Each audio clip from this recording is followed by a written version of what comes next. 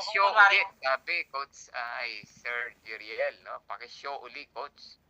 Sabi ni Handel, yung tax table, gusto yata nilang makita. Sige po, i-share din yung natin screenshot na yan. Screenshot nyo na, yan. Ay. Yun, no? 0 to 250, walang tax. Uy, wala. 250 to 400, 15%? 15%. Apo. So, 0 to 250, 0%. For 250 to 400, kung ano man yan, itatimes nyo po sa 15%. Yung 251. Kunyari, 300,000 ka. Apo. 300,000 times 15%. Apo. 300,000 times 15%. Yun.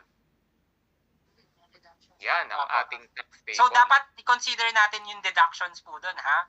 So, kunwari, kung earning kayo ng 200,000